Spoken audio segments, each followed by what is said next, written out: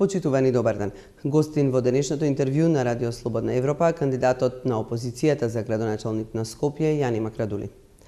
На сите шпекулации морам да ве прашам, беше ли вашата кандидатура производ на внатрепартиските математики, подобро врапче во рака, според кој Стефчо Јакиповски останува кандидат за Карпош?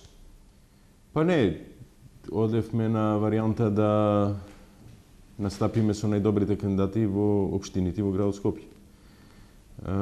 По таа логика, за жал, не се отвара дилемата зашто ако е некој успешен градоначалник од ВМРО ДПМН во некоја општина, да тој мора да се помести на друга позиција.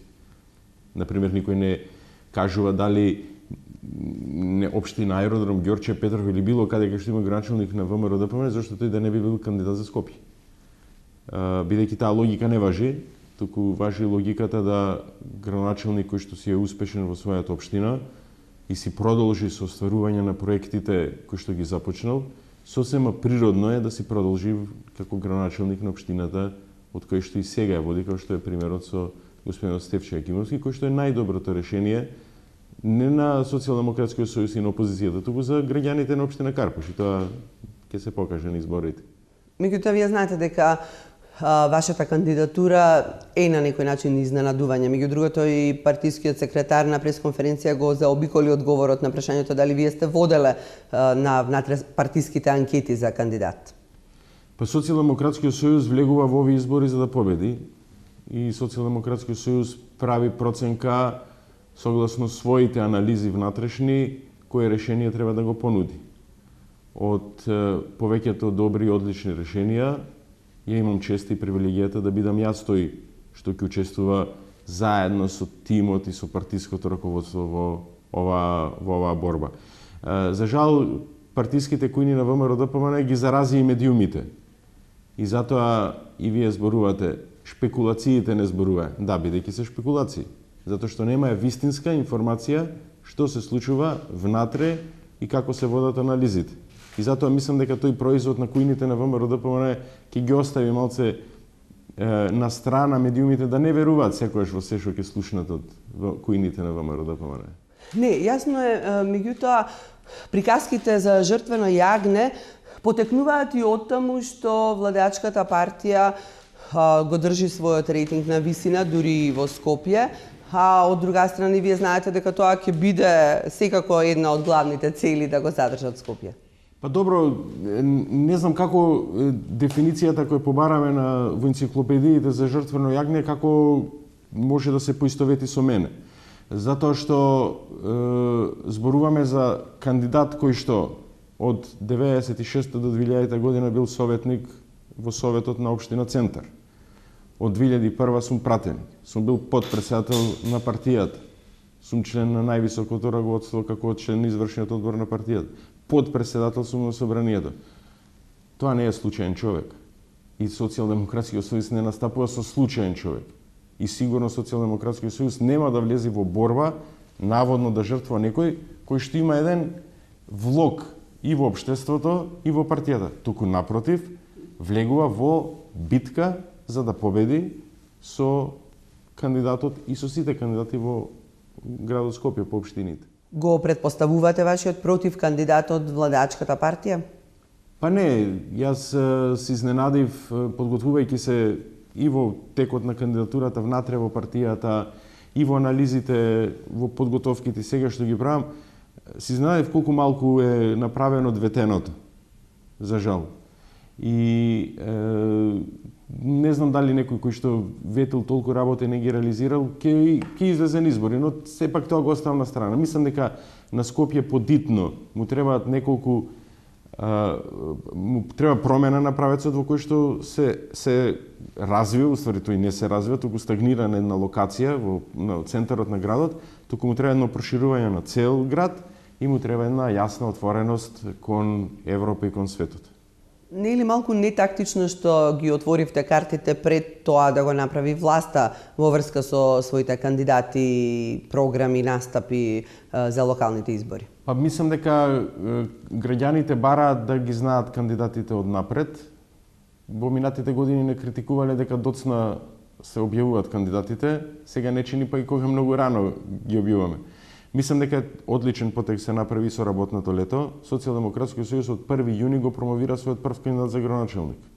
Тоа беше господинот Заев за Струмица и сега 5 месеци пред изборите граѓаните знаат кој е кандидатот на опозицијата и можат и да ја пратат активноста и да гледаат за што зборуваме и можат да дадат оценка за тоа дали ја заслужува довербата некој кандидат или не.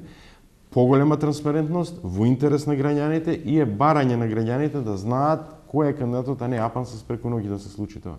Од досегашните ваши изјави може да се види дека најмногу критики имате во однос на проектот 2014-та, кој што пак во најголем дел е во ингеренција на општината Центар и преку неа се реализира. Што очекувате дека вие ќе можете да преземете во врска со овој проект?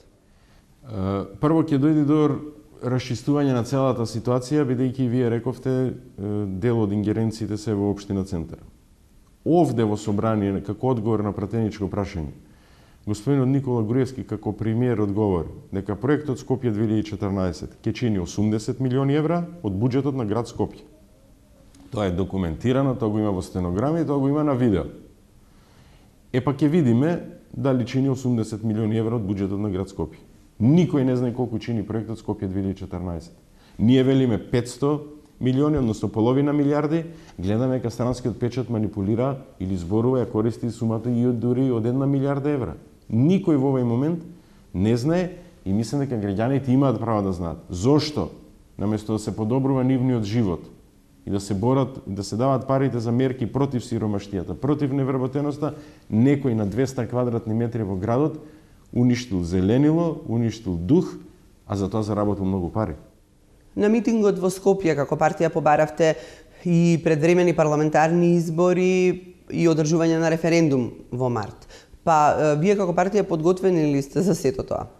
Апсолутно, затоа и ние ги поднесовме предлог измените на изборниот законник согласно препораките на ОПСЕ и ОДИХР, бидејќи со тоа демонстрираме нашата спремност да се соочиме на избори. 70.000 луѓе не доаѓаат за џабе на митинг.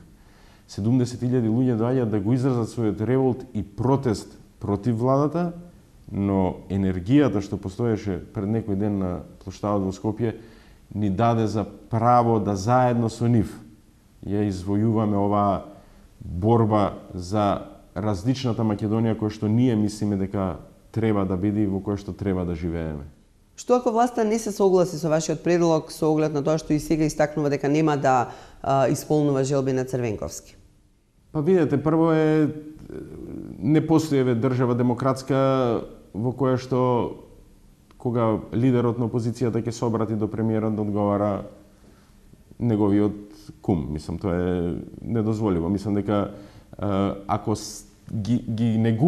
го негуваме политичкиот диалог, ги негуваме демократските принципи, ред е премиерот да одговори. Но очигледно премиерот не знам, не ни знаеме каде, го гледаме, деновиве го нема, не е отворил ни еден тениски терен.